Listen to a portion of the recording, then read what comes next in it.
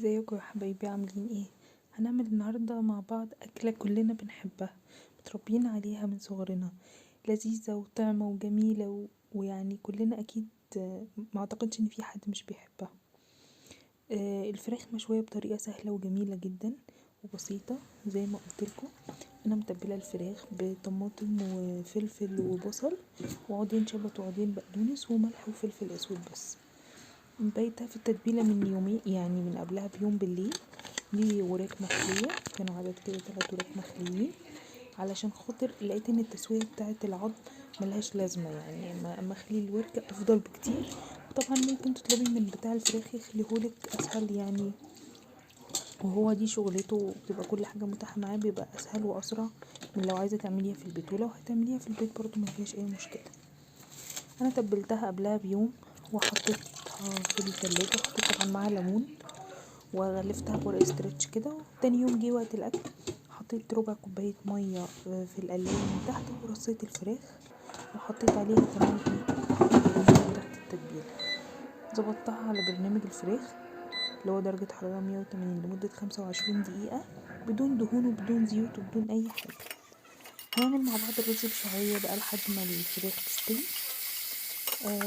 الشعريه اتحمرت معانا ونزلت عليها بكوبايتين رز كده متنقيين ومغسولين، واقعد اقلب فيها واشوح، وبعدين هنزل عليهم بملح وانزل عليهم بكوبايتين ميه. كوبايتين الرز بياخدوا ميه، الشعريه مش بتحتاج ميه لانها مش بتتشرب زي الرز.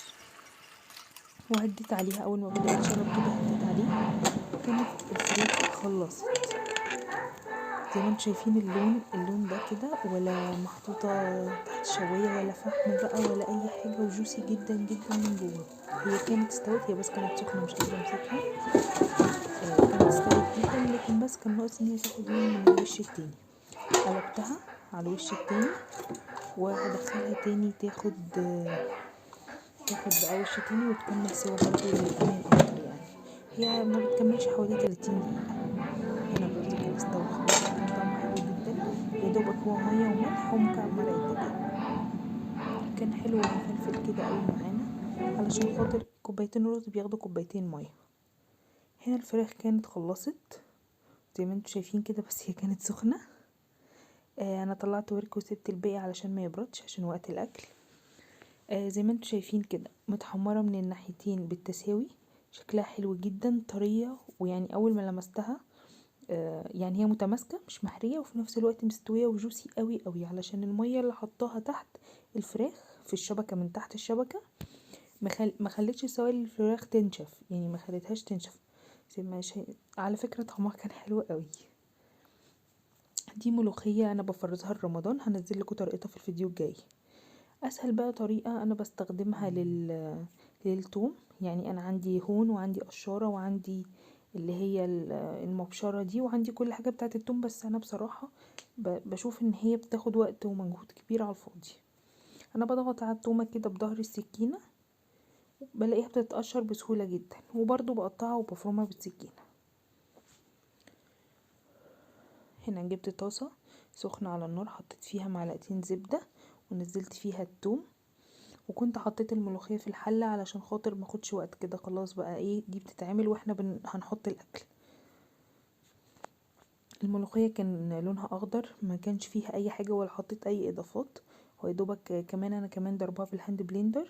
هنزل لكم طريقتها ان شاء الله في فيديو تاني عشان تفريزات رمضان.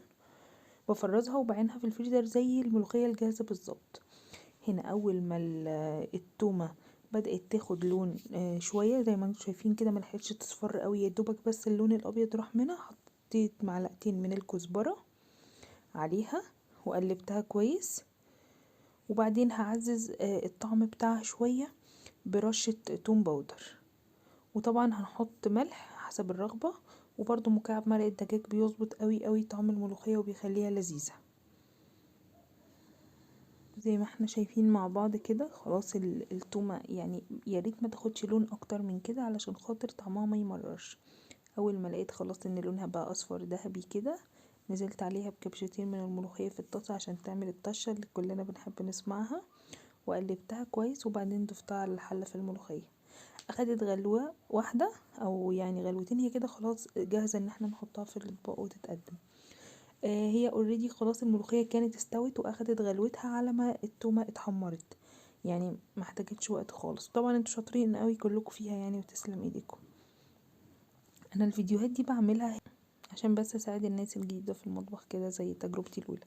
زي ما احنا شايفين كده الاكل ما شاء الله يفتح النفس وجميل قوي. الفراخ الملوخية خضرة حلوة قوي ازاي، والفراخ كانت واخدة لون ولذيذة جدا.